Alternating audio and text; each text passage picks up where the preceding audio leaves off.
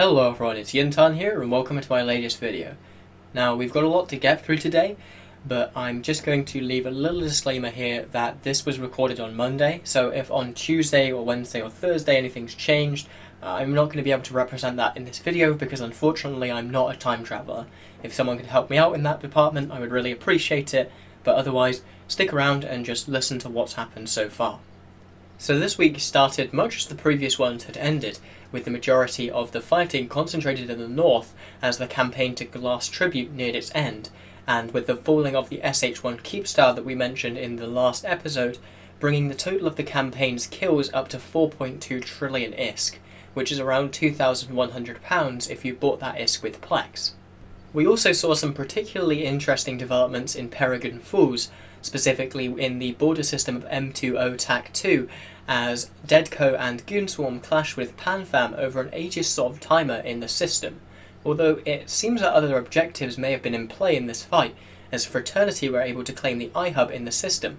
It seems that the previous holdings of the HRE are still in heavy flux, much as they were last week, with alliances like No Value, Da Imbalance, and the Pan-Intergalactic Business Community existing in the area alongside Fraternity, and it's uncertain how long this situation will last and whether or not Fraternity will turn their sights on these alliances or attempt to make diplomatic overtures towards them.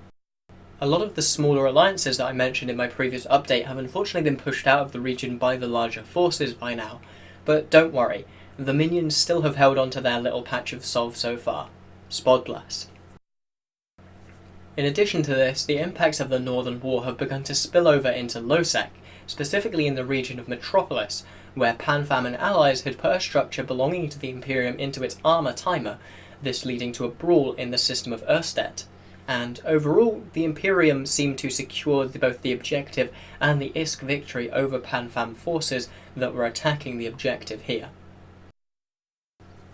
Overall, however, what I expected to be the biggest story for me to cover this week was the leak of the Initiative SOTA, in which the Imperium member declared their intention to undeploy from the north and return to their home in Fountain, and I'll put a link into the description so you can listen to yourself if you're interested, but then, on Wednesday, everything changed. As you may have heard, this was in fact the start of the attacks from the Drifters, and whilst I was the first to report on it via INN, I was definitely not the first to spot the occurrence. The first person who tipped me off to this was Ashtarothi, long-time lore nerd and incredibly active EVE Online streamer. In order to find out more about how he spotted this, and also to get a lowdown on the lore, although I'm going to save that for a further episode, I decided to speak to him directly. So, Ashtarothi, I guess my first question is really just, how did you even know this was going on? How did you find out that something was happening so that you could go and take a look at it and try and figure out what was going on from a lore perspective? Yeah, sure. So I had just started my stream for the day, and I wasn't really even sure what I was going to do. Um, I was, drifting around or whatever. And then somebody, oh man, I wish I remembered his name, but somebody came in and was just like, "Hey, Ashtarothi, mind if I post a link?" And then posted this link. And so, like, when I first saw it, I looked over and I didn't know if it was like a scammer or something, because that's what they do, like the bots. They're like, "Hey, check out this link," boom, and then it's some phishing website or whatever. So I was like, "Hey, what is this?" And then he said something that made me know that he was an Eve person. So then I clicked on it, and it was a picture of the drifters in like a big arced formation above a Tatara reinforcing it. And I'm just like, what am I even looking at? And that's when, so I started getting reports from him, and that's when I started like putting out tweets and trying to get other people to report to me as to what was going on. So, that's how the Drifters came to the attention of the wider community, but in order to find out what the actual NPCs that have been added to the game do, and the mechanics behind how they act, I've had to use a wider variety of sources. As such, I spoke to Pandemic Horde main researcher on the matter, Moratharia, and then I compared this to the public post made in INN about them, and then further collated that with a conversation with Dran Arcana, the author of the mechanical breakdown post you might have seen on Reddit.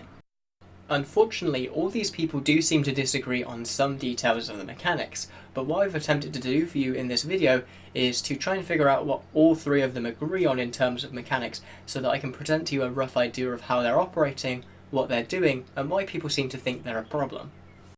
First of all, the basics. Drifters can spawn in groups of either 5, 10, or 20, and they're in 3 different ship types, although the 2 battleships are effectively the same. They are 2 DPS ships and 1 logistics cruiser.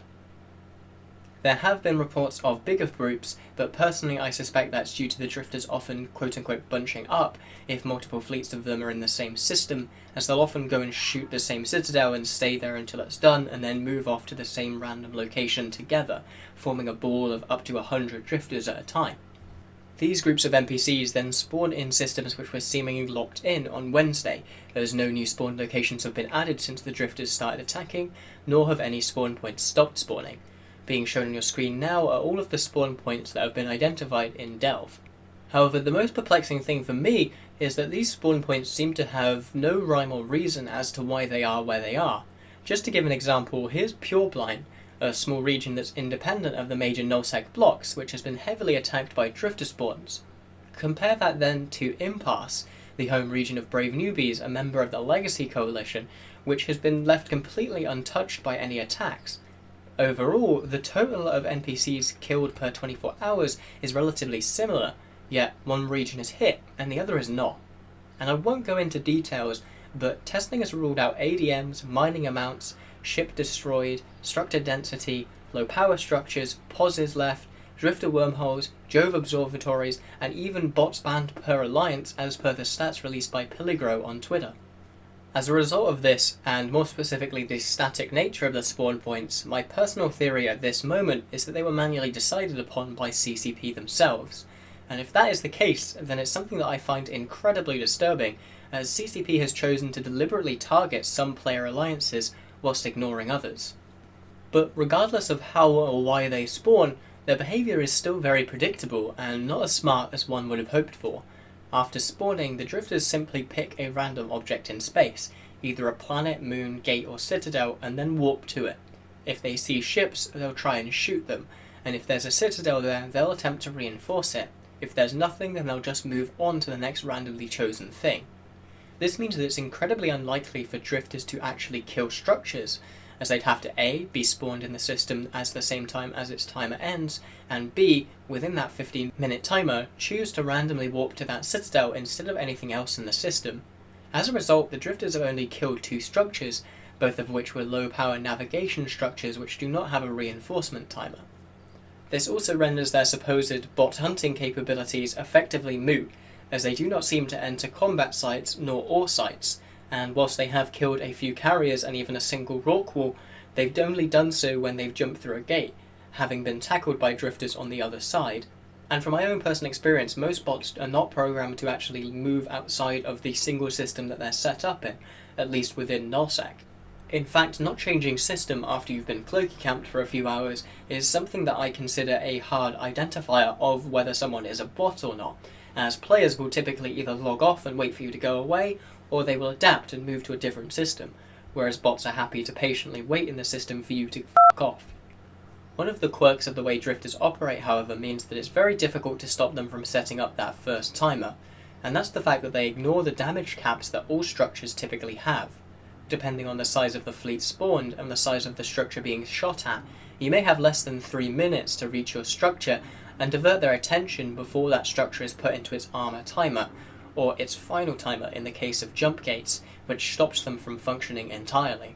This only adds to the list of bugs that people have reported with the drifters, as they can seemingly shoot from thousands of kilometers away instead of the player's hard limit of 300 kilometers, along with warping to a spot, instantly locking, shooting and then warping away, rendering them undamageable except with AoE damage sources such as bombs. In order to find out how players in large alliances are dealing with this on the front lines, I interviewed Aqui, one of Pandemic Horde's EU time zone skirmish FCs, who has been dealing with the majority of these attacks in that time zone. I also spoke to Darius, one of the main FCs of the United Federation of Conifers, a small independent alliance which owns 5 systems in Pureblind, in order to get an idea of what options smaller alliances had in contrast with larger ones. They both detailed 2 main methods.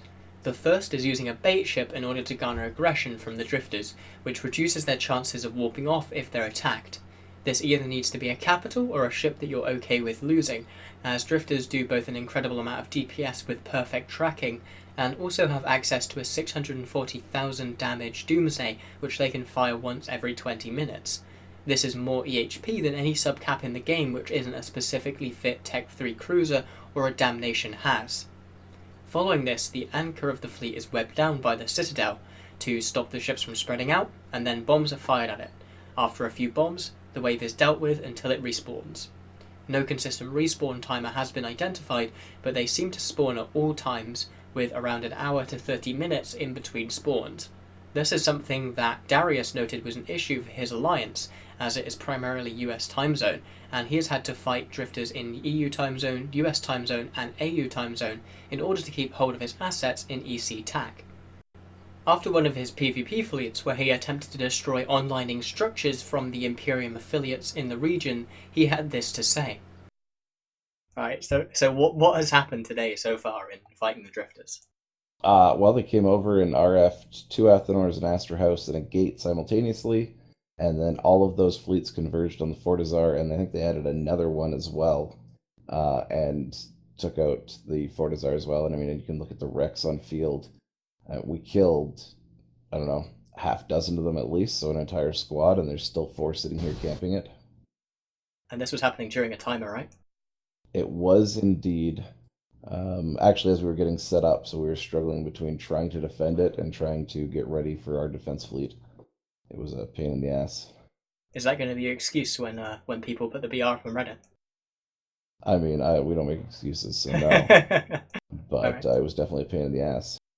The second method that both groups have identified is by using ships which have both a long enough range to hit them as they move away at 3,000 plus meters per second, and also cheap enough that you don't care when they get one shot by the drifters. This is currently being done mostly in cormorants, although Talwars also work. This isn't something that smaller alliances can actually achieve, however, as it requires 40 to 60 people to be done, and a robust industrial system to bring the ships to the places where the drifters spawn within your holdings. In practice, what this means is that you need a 40 to 60 man fleet able to react to any pings you put out at all times, 24/7, which isn't feasible for anything except the largest coalitions. A few other strategies, such as utilising the Titan's AoE Doomsdays, or using bubbles and carriers in combination to shoot them from 1,000 plus kilometers away, have been considered, but as far as I can tell they have not been widely implemented. Using PvP fleets that one would use versus players, on the other hand, has only been met with disaster, as you can see by this Munin fleet which died to just 5 drifters, the smallest possible spawn, despite consisting of 20 plus players. So that's how the drifters work, and the methods that people have used to deal with them. Let's now take a look at how the community of EVE Online reacted to this threat. The most immediate reaction was the decision made by the Imperium to fully cease their deployment in Tribute and return to Delve, as was made public via a ping which made their views very clear on the matter, and were decidedly negative, although it should be noted that at this point we didn't understand how the Drifter AI worked, and we assumed that they would be following up on every single one of their timers, meaning that the Imperium now had to move back and defend 100 plus citadels from the attacking NPCs. However, negativity wasn't the only reaction. Reddit, for example, had an overwhelmingly positive opinion of the content during the first few hours and days of the release, primarily happy to see something in nullsec being shaken up, but also generally enjoying the discomfort of the players being faced with it. This is an attitude that was then echoed by other players, and even CCP devs, on Twitter. As the event continued and the respawns of the drifters began to increase in speed, especially in areas that were successfully able to clear the drifters' spawns, we began to see other nullsec groups such as Pandemic Horde express a similar sentiment to that expressed by the Imperium during their original ping. And we even saw players unaffiliated with these larger blocks, not even people who had owned citadels, begin to have their own gameplay disrupted by these fleets of drifters, as you can see from this clip of Bjorn B, one of EVE Online's most popular streamers. Bjorn is a Caracom. Doctor, you have literally... Oh.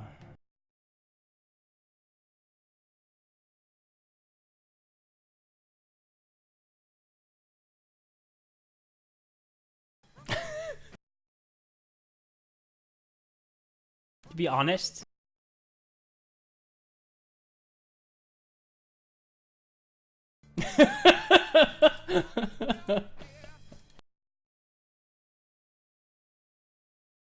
Ultimately, the result of this event appears to be everyone in NullSec working together, at least to deal with the threat, and sharing information and tactics with how to deal with a constantly respawning threat to one's citadels. And, as a result, plans have seemingly been hatched to cause chaos elsewhere in the game, targeting high-sec and low-sec, due to the near impossibility of running a full deployment to other areas of space for PvP, as a result of needing to have FCs ready in your home space to be able to defend against drifters at a moment's notice. And then, as quickly as it came, it was gone. After downtime on July the 1st, the spawns of drifters completely and totally stopped, as you can see by the complete lack of kills that they achieved after this point, with the only drifter kills in known space being the result of people shooting their scouts. At the time of the recording, CCB has still not yet commented on the matter, but as always, I'll try and keep you updated. It's been an absolute blast trying to figure this out, so if you have more information, feel free to check out the links in the below, join my Discord, and let me know what's going on. But until next time, fly smart, and don't forget, #null first.